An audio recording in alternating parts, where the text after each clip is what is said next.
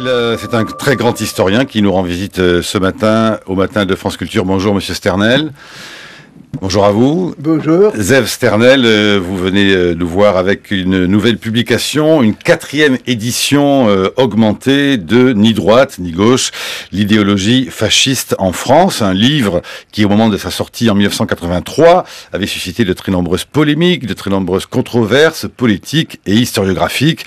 Votre thèse résumée d'un mot, mais nous y reviendrons très longuement dans la seconde partie des matins de France Culture, c'est qu'il existe en France des racines que le fascisme va puiser bien au-delà simplement de la guerre de 14, mais dans la vieille droite révolutionnaire et qui sait au temps des Lumières. Quelle est donc l'actualité de votre travail sur les idées anti-progressistes et antidémocratiques d'aujourd'hui? Nous verrons avec vous, au fond, si le repli sur soi et la haine de l'autre sont à nouveau en expansion sur un terreau fasciste qui, de Paris à la Hongrie, en passant par Bruges et d'autres capitales européennes. Mais nous sommes aussi, Monsieur Sternel, à 2 semaines des élections législatives en Israël. Le Premier ministre Benjamin Netanyahou se voit rattrapé sur sa droite par les nationalistes religieux. La campagne semble prendre une tournure de surenchère et le Premier ministre israélien propose ainsi la relance de la colonisation de territoires palestiniens, alors que, là aussi, les signes d'un repli sur soi semblent de plus en plus prégnants dans la société israélienne. Et pour parler de cette actualité, nous vous avons demandé d'y consacrer cette première partie. Je rappelle que vous êtes professeur d'histoire des idées à l'Université hébraïque de Jérusalem, que vous collaborez très régulièrement au quotidien à Haaretz. La gauche a-t-elle déjà perdu, ou comme on le dit ça et là, les observateurs de la vie israélienne, Benjamin Netanyahou a-t-il tout de même, au fond, déjà gagné les élections législatives du 22 janvier prochain? Les élections, comme tout le monde sait, le malheur, c'est qu'on ne sait jamais le résultat d'avance, en dépit des sondages, etc. Mais il est probable que la droite aujourd'hui est majoritaire dans notre société. Il y a plusieurs raisons à cela. Il y a un phénomène de radicalisation, il y a un problème démographique, le camp religieux. C'est très simple, les familles religieuses font 6, 8 ou 10 enfants, les laïcs en font 2, 3, comme dans toutes les sociétés occidentales. Au bout de 30-40 ans, les résultats sont là. Alors, le camp religieux nationaliste a augmenté numériquement. En plus, il s'est radicalisé politiquement. Il est difficile de concevoir que dans les années 50 et les années 60, les ministres religieux, c'était les ministres colombes. C'était les ministres qui votaient ensemble avec la gauche marxisante contre Ben Gurion. C'est inimaginable aujourd'hui, mais c'est ce qui se passe.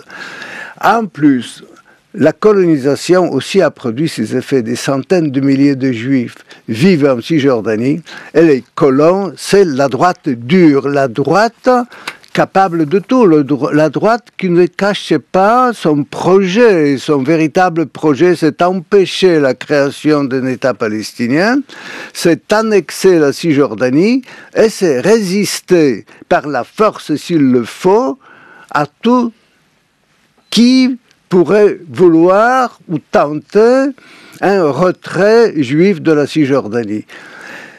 Par ailleurs, il y a une sorte de désaffection pour la politique dans le camp laïque, libéral, ou ce qui s'appelle la gauche. Il faut dire que la gauche, en même temps, en Israël, a du mal à s'entendre. Les 3 partis de gauche et du centre qui cherchaient à s'unir, au fond, pour battre Benjamin Netanyahou, n'ont tout de même toujours pas réussi à s'entendre.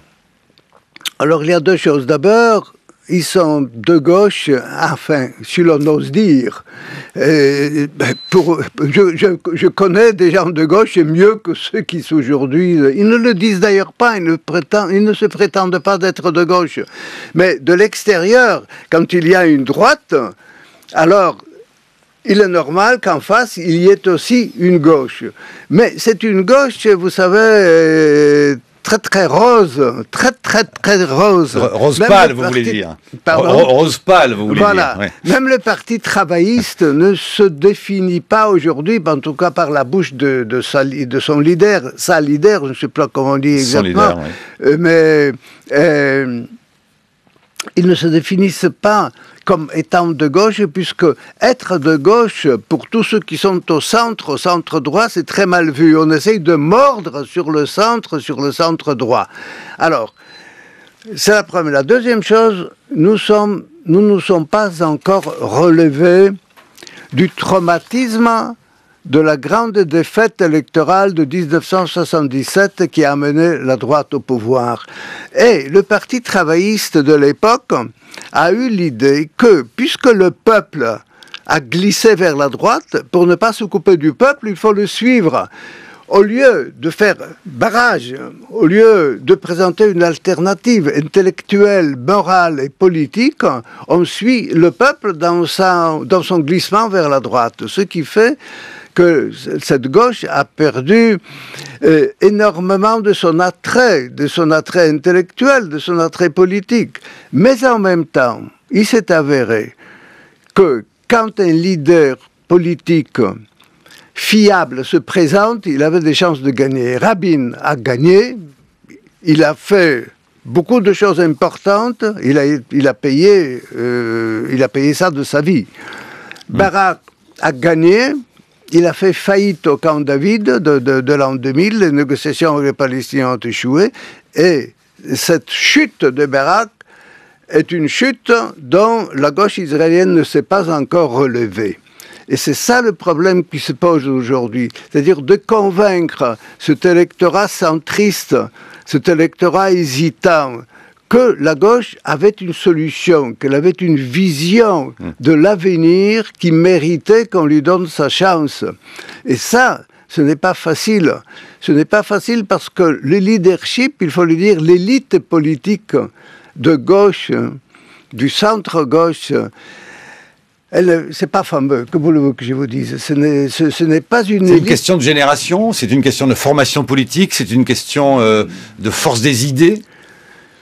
Il y a à la fois le problème des idées, c'est-à-dire... Je m'adresse à l'historien des idées que vous êtes. Hein. Voilà. Vous dites, on ne peut pas faire l'histoire... Ce que la gauche devrait dire aujourd'hui, c'est une chose très très simple. Elle devrait dire aujourd'hui que ce qui a été fait jusqu'à 48-49, jusqu'à la fin de la guerre d'indépendance, est bon et juste... parce que c'était nécessaire. Mais c'est la fin du processus. Il n'y a rien, il n'y a pas de suite. La guerre des 6 jours était un accident qui ne peut pas être considéré comme la suite de la guerre d'indépendance. Ce qui fait que ce qui a été acquis en 1949, c'est-à-dire les frontières, la ligne verte, les frontières de l'État juif, sont les frontières finales. Nous, on ne va pas à l'Est, mais aux Palestiniens, on demande d'abandonner ce qu'ils appellent le droit de retour, ce qu'ils ne reviennent pas à l'Ouest. Et sur cette base, parvenir à un accord, partager cette terre sur laquelle les deux peuples vivent, et dire en même temps que l'on ne peut pas ne pas permettre aux Palestiniens ce qui est permis aux Juifs. En d'autres termes, si l'État d'Israël est fondé sur le droit à l'autodétermination des peuples, à la souveraineté, à la liberté, à l'indépendance, à la dignité. La même chose vaut pour les Palestiniens. Ils ont exactement les mêmes droits que nous. Et c'est ça, c'est ce qu'il faudrait afficher partout. C'est le drapeau avec lequel il faut aller à la bataille. Et ça, le Parti travailliste et les deux formations centristes qui n'arrivaient pas à se mettre d'accord parce que tout le monde veut être le numéro 1, c'est minable. C'est la politique politicienne au plus bas. Sauf que, tout de même, Zev Sternel, on pourrait vous objecter que l'éventuelle droitisation d'une société qui souhaite se protéger le plus possible peut tout simplement résulter d'une actualité moyen-orientale en général qui tout de même est très complexe complexe, pour le dire comme ça. C'est-à-dire que on peut comprendre tout de même que le citoyen israélien aujourd'hui soit très inquiet de ce qui se passe à ses frontières, tantôt syriennes, tantôt égyptiennes, avec ce que l'on sait, et puis avec l'Iran, hein, qui n'est pas très loin. Alors est-ce que là aussi il faut du coup en revanche abandonner un peu l'histoire des idées pour faire la part à l'histoire, on dira, de l'émotion, du sentiment public, de l'inquiétude, qui donne davantage du coup de voix et possible à Benjamin Netanyahou qu'à un candidat de gauche dont les promesses de paix au fond n'engagent à rien sur la question de la sécurité. La situation autour de nos frontières n'est pas facile, mais c'est l'environnement dans lequel nous vivons. Alors, le choix aujourd'hui que nous avons, c'est nous enfermer dans une citadelle. Non seulement nous enfermer dans une citadelle par rapport à l'extérieur, mais de nous dire qu'à l'intérieur de cette citadelle, il y a deux peuples dont l'un se trouvera indéfiniment en état d'infériorité. Par ailleurs, si on n'accepte pas la finalité des frontières de 67, c'est-à-dire les frontières de cessez-le-feu de la guerre d'indépendance, on dit quoi?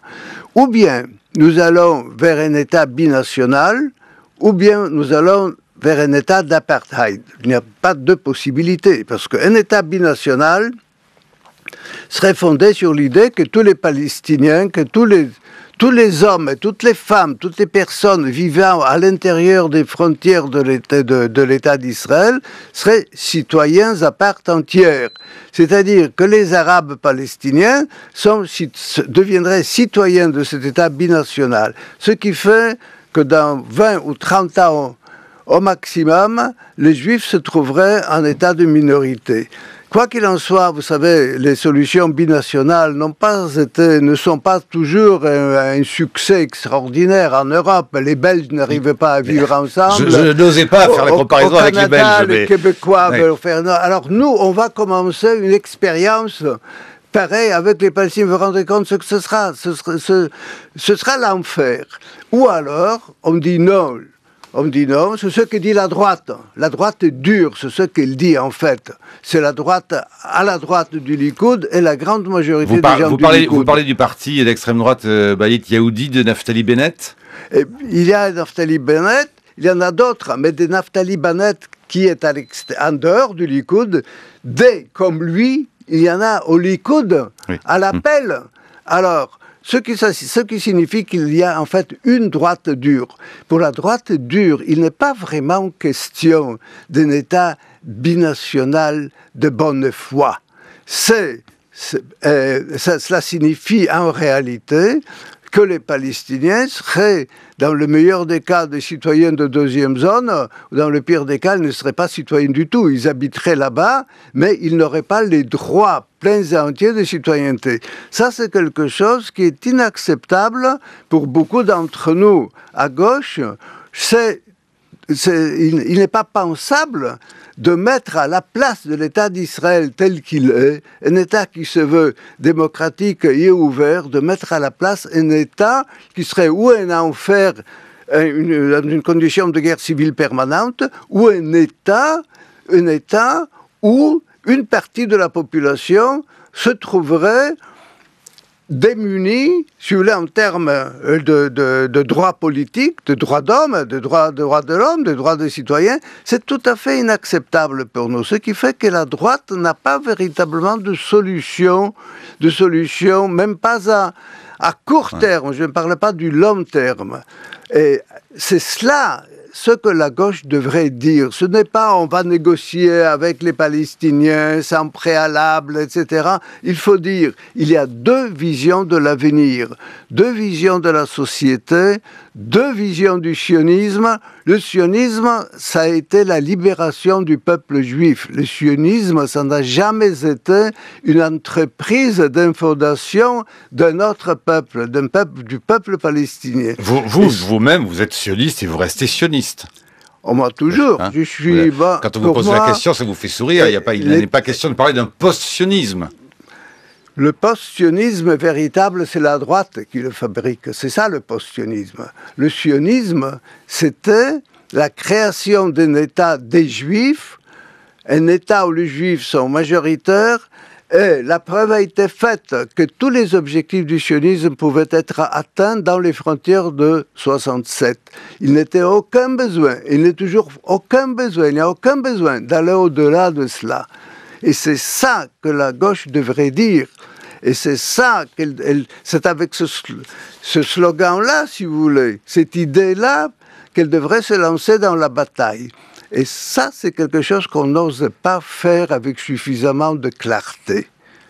8h17, les matins de France Culture. Bonjour Brice. Bonjour Marc. C'est l'heure de votre chronique, devant donc Zef Sternel avec nous ce matin jusqu'à 9h. Je suis très content de le rencontrer, d'abord parce que j'avais lu son ouvrage Ni droite ni gauche quand il est sorti en France à l'époque, crayon à la main, et il m'avait beaucoup ébranlé. Alors je suis content de vous rencontrer. Vous avez raison de l'écrire, Zef Sternel. Longtemps, le fascisme fut considéré par nos historiens comme un phénomène étranger aux traditions politiques françaises. René Raymond lui-même, qui régnait alors sur la droitologie française, ne voulait connaître que 3 familles. Les ultras, contre-révolutionnaires et traditionnalistes, les orléanistes, libéraux et modérés, et les bonapartistes, autoritaires et patriotes. Le fascisme n'avait pas sa place dans cet herbier-là. L'ébranlement est venu de l'étranger. Il y eut d'abord la trilogie de Ernst Nolte, Le fascisme dans son époque, traduite en français en 1970, dont le premier tome, excusez du peu, était consacré à l'action française. Ainsi était mise en évidence l'influence que le petit parti maurassien avait exercée à travers ses tendances de gauche, soreliennes notamment, sur la mise au point de l'idéologie fasciste par Benito Mussolini, son créateur. Et puis il y eut Fascism in France, The Case of Maurice Barrès, de Robert Soucy en 1972, qui faisait état d'un proto-fascisme chez Barrès, le prince de la jeunesse, député boulangiste à 27 ans, puis membre de la Ligue de la patrie française et ardent antisémite anti-Dreyfusard. Inspirateur des droites révolutionnaires italiennes et allemandes. Mais le livre de Soucy ne fut guère lu ni commenté en France. Au contraire des vôtres, Zef Sternel. La droite révolutionnaire, 1885-1914, les origines du fascisme en 78, et surtout, ni droite ni gauche, l'idéologie fasciste en France en 83, provoquèrent de belles polémiques. Vous faisiez de la France le laboratoire du fascisme ? N'était-ce pas le pays où la crise de l'ordre libéral et parlementaire était la plus profonde, le pays où une fraction de la gauche demeurait insolvable dans la République et où une partie de la droite voyait en elle le fourrier de la révolution socialiste? Les opposants de droite et de gauche fusionnaient ainsi dans une dangereuse synthèse dont le boulangisme, mêlant anciens communards et monarchistes tentés par le coup de force, avait donné la recette. Une commune hostilité envers les Lumières, envers l'individualisme bourgeois, envers le rationalisme, le culte de l'action, de la force, de l'énergie nationale, le relativisme moral et un nietzschéisme de bazar imprégné de darwinisme social débouchaient sur l'antisémitisme et sur le racisme. Ainsi, contrairement à une opinion répandue, le fascisme ne procédait pas de la Grande Guerre, qui avait pourtant développé l'habitude d'obéir aveuglément au chef et à considérer la divergence politique sur le modèle de la lutte à mort, mais plutôt d'une crise de la culture européenne bien antérieure à 1914 que vous identifiez clairement dans les années 1890 en France. René Raymond, Jacques Julliard, Michel Vinocq ont accueilli vos idées alors au lance-flammes. Bertrand Jouvenel vous a même intenté un procès en diffamation. On vous reprocha beaucoup de choses. Une histoire au futur antérieur, quasi téléologique, qui faisait du fascisme l'aboutissement inéluctable et logiquement nécessaire de la crise culturelle de la fin du siècle. Philippe Burin a écrit que vous donniez à l'idéologie fasciste un contenu, je le cite, à la fois imprécis et extensif. Imprécis, parce qu'à vos yeux, tout ce qui semble relever d'un socialisme national, de la recherche d'une communauté anticapitaliste dans le cadre national est englobé par votre définition. Extensif, parce que vous semblez inclure dans le fascisme tous les courants socialistes travaillant à une révision du marxisme, ainsi que ces jeunes intellectuels de droite cherchant une réponse communautariste, spiritualiste à la crise morale de l'entre-deux-guerres, bref, ces non-conformistes des années 30. On vous a aussi opposé que si des mouvements de type fasciste existèrent bel et bien dans la France des années 30, ils ne furent jamais suffisamment puissants pour menacer sérieusement la République. Contrairement au scénario italien et allemand, Pierre Milza écrit que la France appartenait au camp des vainqueurs de la guerre, alors que le fascisme se nourrit de la frustration nationale en Italie et en Allemagne. Quant à Vichy, régime traditionnaliste et sûrement pas révolutionnaire, beaucoup plus proche de Salazar que de Hitler, il fut constamment dénoncé par ces quelques fascistes parisiens comme réactionnaire. Alors la nouvelle édition de Ni droite ni gauche comporte une copieuse préface dans laquelle vous vous expliquez sur ces combats que vous avez menés contre vos accusateurs, contre vos contradicteurs. Pouvez-vous nous en résumer la teneur aujourd'hui ? La chronique de Brice Couturier sur franceculture.fr. Alors Zef Sternel, souvenir de ces combats dont vous dites que dans la préface ils peuvent aujourd'hui s'apaiser davantage, quand vous a, au fur et à mesure que le temps a passé, donné un peu plus raison, enfin que l'intensité de la polémique s'est un peu éteinte, mais est-ce le cas? Et comment voyez-vous tout de même, ce que relatait Brice, l'accueil de 83 et tout de même l'idée qu'en France vos idées ont beaucoup dérangé, choqué? Eh bien, oui, certainement, ça a beaucoup dérangé. Mais ça a commencé à déranger déjà en 78 avec la droite révolutionnaire. Et les gens vraiment intelligents, comme Maurice Agulon, professeur au Collège de France, l'avaient tout de suite compris. Il avait tout de suite compris, et beaucoup d'autres aussi. Pourquoi ? Parce que l'idée même qu'il y ait une droite révolutionnaire était quelque chose qui était contre les bonnes mœurs.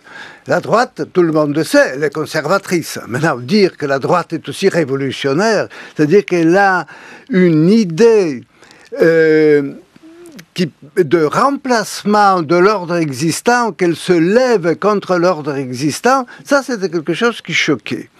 Ensuite, cette droite révolutionnaire, c'était quoi ? Cette droite révolutionnaire, c'était un ensemble d'idées, mais aussi une infrastructure sociologique. Et dans la droite révolutionnaire, je l'ai bien montré.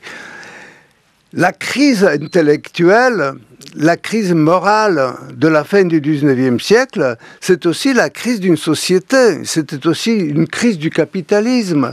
C'était une prise de conscience que l'ordre existant n'était pas suffisant.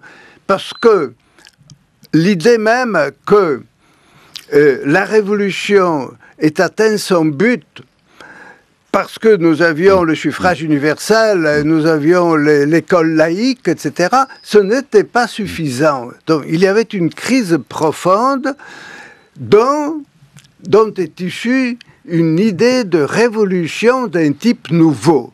Le fascisme est une révolution d'un type nouveau. Et ici, ça enclenche il n'est pas une parenthèse, dites-vous. Il n'est pas une parenthèse en France. Il s'inscrit dans ce que vous appelez l'histoire des idées, et qu'il faut l'inscrire dans cette longue histoire des idées. Il s'inscrit dans l'histoire des idées parce que vous savez, très souvent, tout commence par les idées. Tout commence par les idées. C'est ça qu'on vous a reproché aussi. Voilà. C'est ça aussi qu'on vous a reproché. Du côté de l'histoire sociale en particulier, on vous a dit que vous surestimiez, que vous étiez une espèce d'idéaliste, comme Nolte d'ailleurs, et que donc vous surestimiez le poids des idées. Et qu'en réalité, ce poids des idées, certes, il y a eu toutes sortes de milieux qui, dans les années 30 et dans les années 1890 avant, ont tourné autour de l'idée d'une révolution patriotique, anticapitaliste et anti-marxiste à la fois, mais que finalement, ça ne s'est pas incarné réellement dans des courants politiques puissants. Puisque finalement, et c'est le grand débat autour de Vichy, à mon avis, qui est décisif là-dessus, c'est que finalement, le seul régime enfin, on peut beaucoup discuter de savoir si Vichy était fasciste ou pas, et la plupart des historiens français pensent le contraire, ils pensent que c'était un régime archi-conservateur et que les fascistes étaient à Paris du côté des collaborateurs. Vous pensez plutôt que Vichy était l'espèce de couronnement de l'idéologie fasciste française, mais enfin reste que ces fascistes, ils ont menacé dans les années 30 la République, on l'a vu avec les ligues dans les années 30, et ils sont jamais arrivés à la battre, alors qu'en Italie, en Allemagne, ça a été vite fait. Y compris par les urnes. Zef Sternel. Ça, si vous voulez, vous présenter d'une manière excellente l'apologie. C'était une ligne de défense contre l'idée même qu'il n'y avait pas d'exceptionnalité française, que la France participait de l'histoire de l'Europe, et que ce qui s'était passé ailleurs en Europe s'est passé également en France, et qu'en fait en France ça commençait un peu plus tôt. Pourquoi ? Parce que c'était la société libérale la plus avancée du continent. Et c'est là que la réaction a été la plus dure et est venue plus tôt qu'ailleurs. Et la France, n'oublions pas, à la fin du 19e siècle, début du 20e siècle, c'est encore le centre du monde culturel. On oublie que ce qui se passait à Paris avait une influence énorme partout ailleurs. Et c'est ici que ça commence, précisément parce que c'était la société la plus avancée. Et tout commence par les idées. On ne peut pas expliquer le 18e siècle et la Révolution française sans les idées. On ne veut pas expliquer le XXe siècle sans les idées. Alors, tout remettre, la crise économique, les crises financières, crise sociale, le chômage, la misère, tout cela n'explique pas. Tout cela n'explique pas ces mouvements de rupture extraordinaire que constitue le fascisme. Pour vous, ça n'est pas suffisant. Mais qu'est-ce qui n'est pas suffisant? Il est vrai qu'on a l'habitude, au fond, de résumer, on va dire, la montée des nationalismes, du nazisme, du fascisme italien et de l'arrivée de Vichy, de l'arrivée au pouvoir de Pétain en 40, par l'idée qu'il y a eu, et la montée donc d'abord des nationalismes, qu'il y a eu la crise, de 29, et que de cette crise-là économique mondiale sont nés les nationalismes. Vous dites, enfin pourquoi pas, mais ça n'est pas suffisant. Cette explication-là n'est pas suffisante. Alors quelle est la vôtre? Et non seulement qu'elle n'est pas suffisante, qu'elle n'est pas exacte, mais ce n'est pas vraiment une explication, parce que des crises financière, économique, le chômage, tout ça existait ailleurs aussi. Ça n'existait pas seulement en Allemagne. C'est une explication qui ne peut tenir si on considère le travail historique ou le travail de l'historien comme le travail du collectionneur de timbres à poste. Alors on collectionne des faits, on les aligne l'un après l'autre et on voit le résultat. L'explication historique ne se donne pas de cette façon-là. Et si on ne prend pas la force des idées, la puissance des idées, si on ne comprend pas la puissance des idées, on ne comprend pas comment et pourquoi le nazisme est né. On ne voit pas pourquoi, on ne comprend pas l'emprise du fascisme un peu partout en Europe, parce que c'est un phénomène européen général. Ce phénomène européen général, la France participe de ce phénomène européen général. C'est une crise de culture tout d'abord, qui ensuite se branche aussi sur la détresse qui naît qui a plusieurs raisons. C'est-à-dire la Première Guerre mondiale, les crises économiques, etc. Mais ce n'est pas la Première Guerre mondiale qui produit ce phénomène. Elle crée les conditions qui permettent à ce phénomène de devenir une force politique. Mais ce n'est pas elle qui crée ce phénomène. Et puis, il y avait en France quelque chose qui était dans la vie intellectuelle, la vie universitaire, c'est le modèle des trois droites. Alors, vous venez d'en parler, ce modèle de trois droites. Puisqu'il y a ces trois droites qui, elles, sont éternelles. Et donc, il n'y a pas de le fascisme n'avait pas sa place pour le fascisme dans cet herbier-là. Il n'y a pas de place pour quelque chose de différent. Je voudrais revenir au scandale qu'ont provoqué vos ouvrages, parce qu'il faut bien dire que c'est une espèce de scandale de la réaction de pas mal d'historiens français à propos de ce que vous disiez. Il y a une des raisons qui faisait scandale aussi, c'est que vous développiez une thèse qui aujourd'hui est devenue assez banale, mais qui à l'époque était loin de l'être, qui est l'idée que le fascisme naît d'un rapprochement dangereux entre les extrémistes de droite et de gauche. C'était à l'époque... D'où ni droite ni gauche. Souvenons-nous du contexte. Dans les années 70, ce type de rapprochement est inconcevable dans la France, où on vit une espèce de guerre civile idéologique pour jouer, mais enfin, où l'extrême droite et l'extrême gauche, au moins qu'on puisse dire, c'est qu'elles n'ont pas beaucoup de points communs. Je me souviens d'une expression de Jean-Pierre Faye, dans son livre Langage totalitaire, il parlait du fer à cheval des partis. Fer à cheval des partis, ça veut dire qu'à un certain moment, il y a des échanges électriques inquiétants qui se produisent en Allemagne entre effectivement les nationaux révolutionnaires, voire les nationaux bolcheviques, et l'extrême droite, genre jeune conservateur ou völkisch Bündich.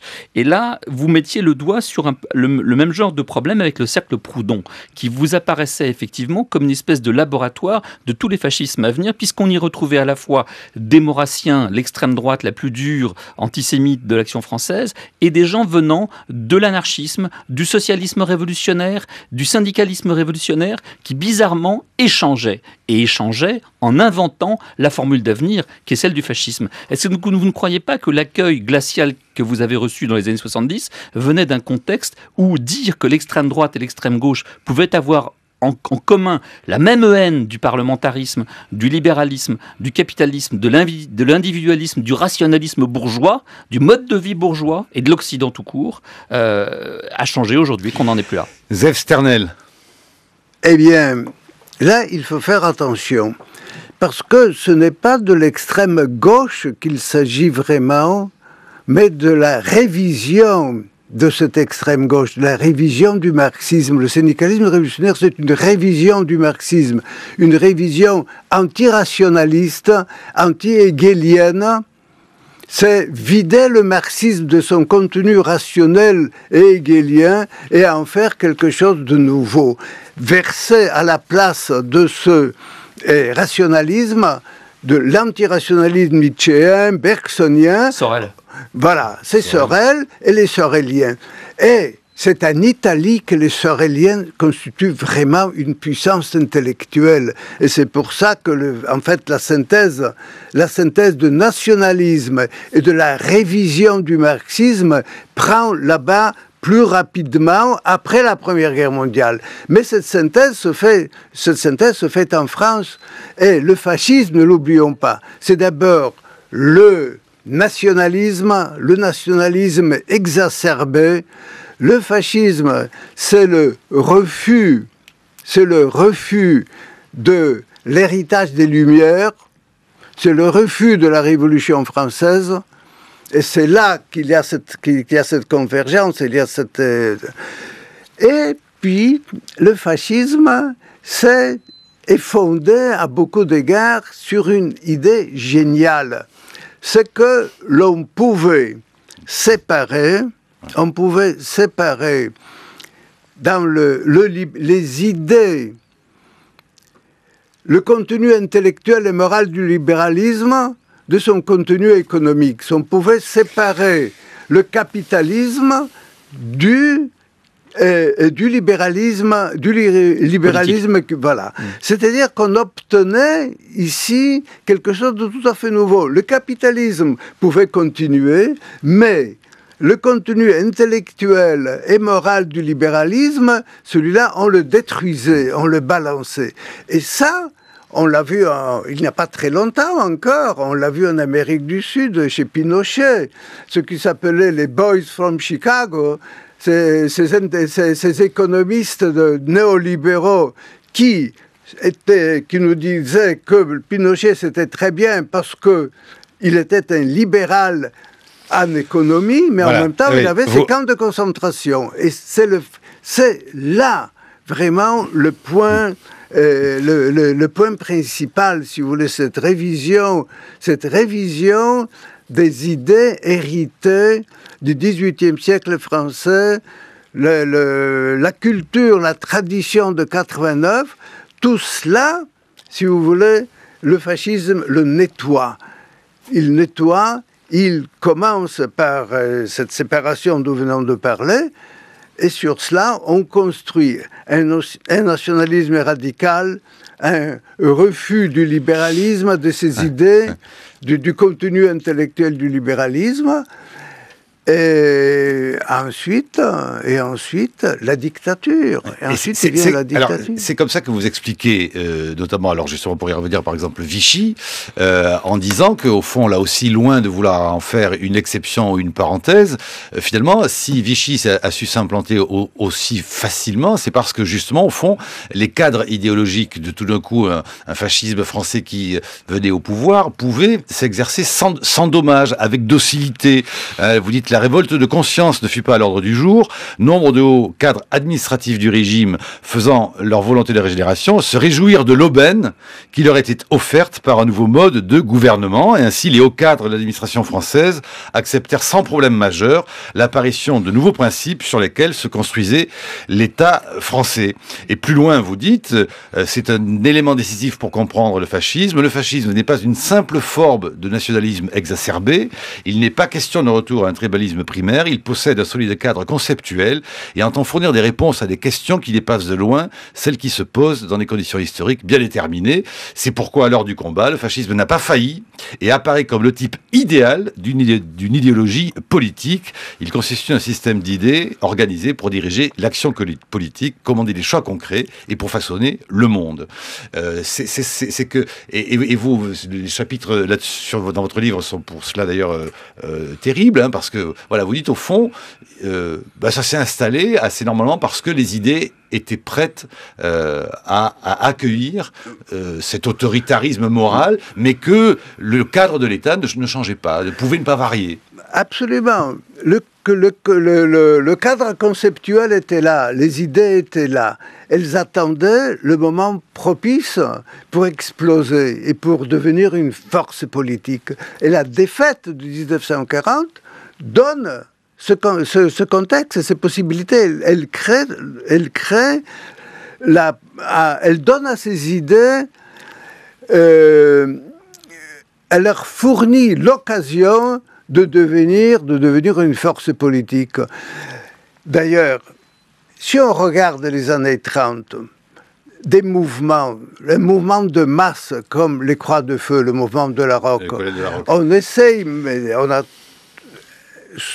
pendant de longues années, on a tout fait pour faire de la rock, ou bien un mouvement de scout, un scoutisme pour grandes personnes, ou bien un conservateur qui cherchait il a fini déporté par les Allemands quand même, donc c'était effectivement... Mais je voudrais revenir sur Vichy, parce que vous parlez, et c'est quand même un des grands problèmes de votre œuvre, vous faites de Vichy l'aboutissement d'un fascisme français. Alors vous savez que quand même la majorité des historiens français de Vichy, je pense par exemple au tout dernier bouquin de Michel Cointel, La nouvelle histoire de Vichy, que j'ai fini il y a peu de temps, qui est une somme absolument remarquable, ne font absolument pas de Vichy un régime fasciste. Vichy, le régime fasciste, c'est quoi? C'est une droite révolutionnaire qui vit sur la mobilisation des masses, qui est profondément populiste et qui est révolutionnaire. Vichy, c'est le contraire. C'est une bande de vieillards gâteux, archi-conservateurs, catholiques en diable,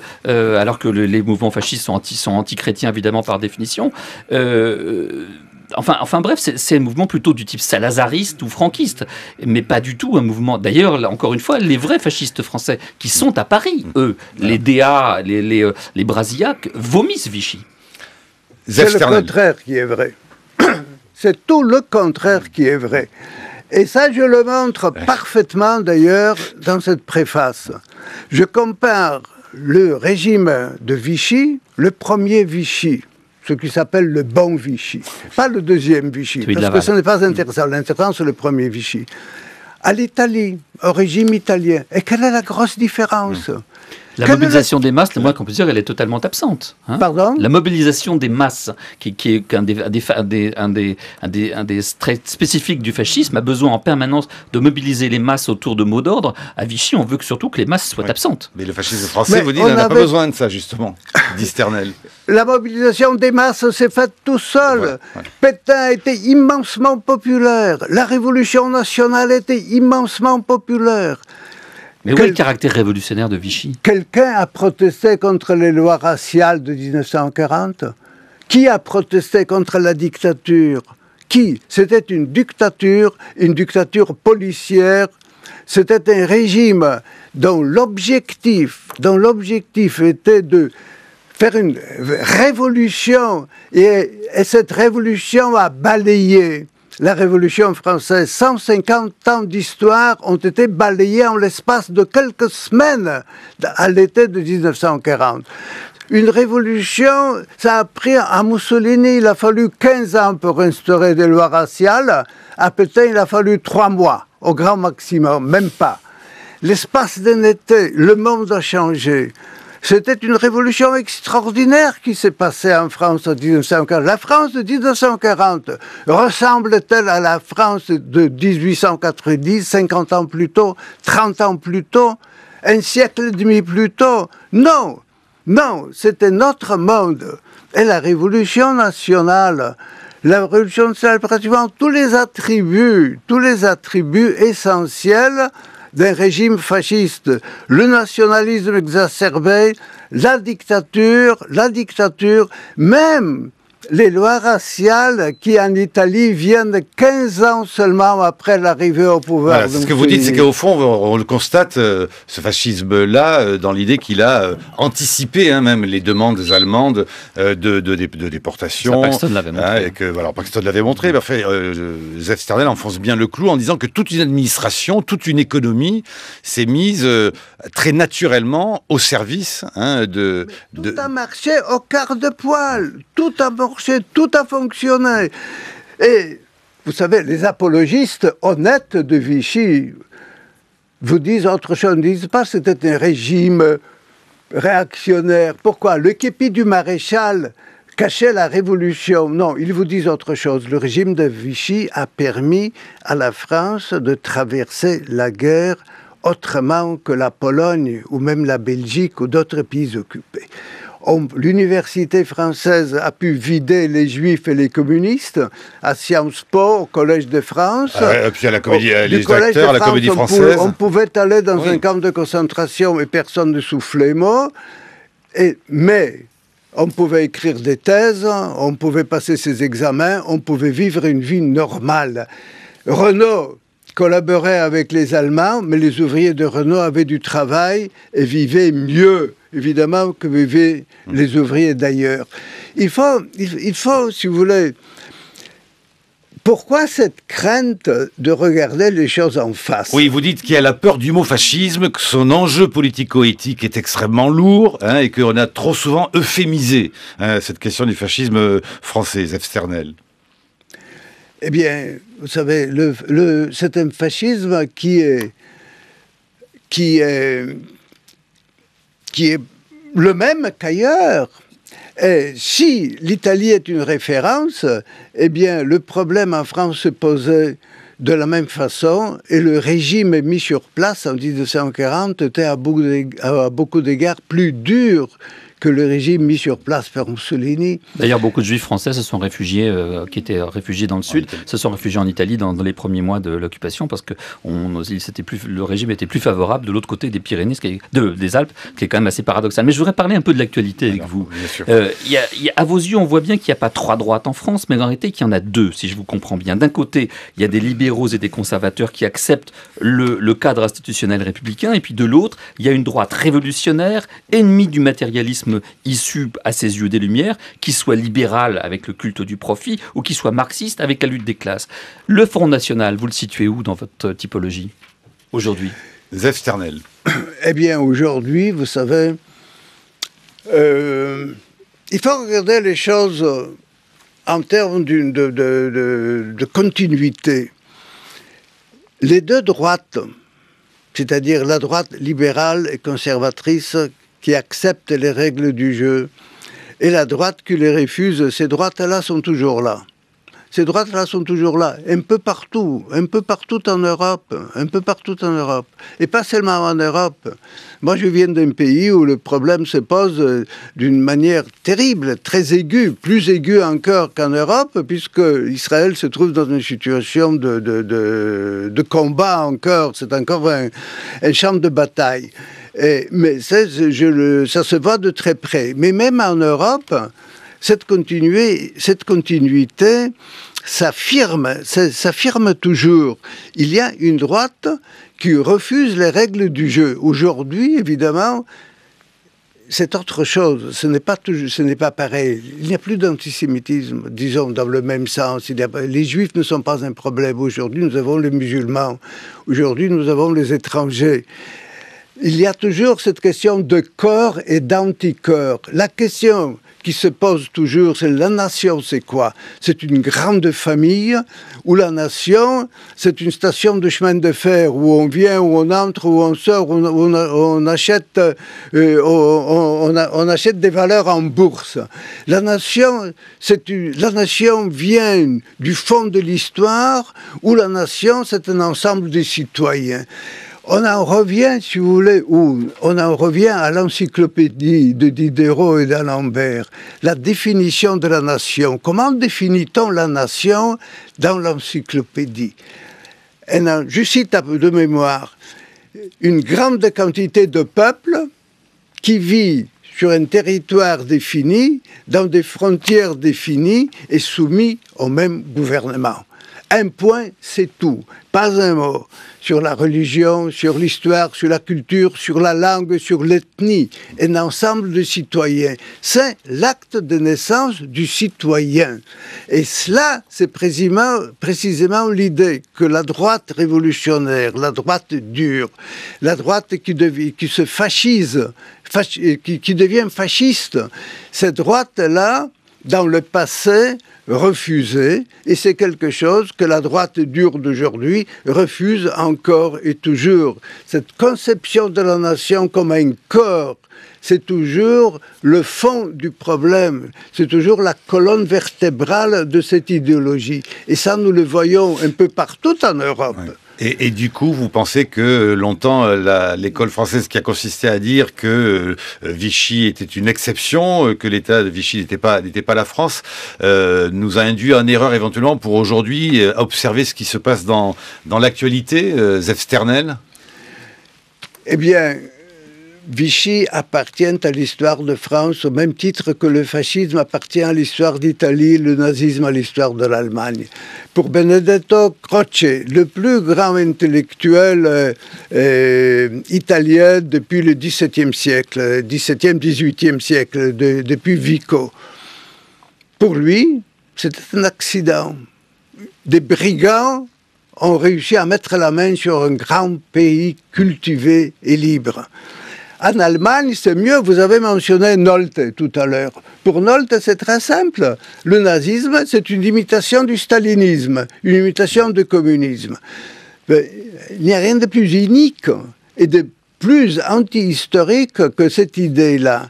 Il s'agit de phénomènes qui sont à la fois un phénomène européen et qui prennent des contours spécifiques au cadre national dans lequel il se développe. Mais en gros,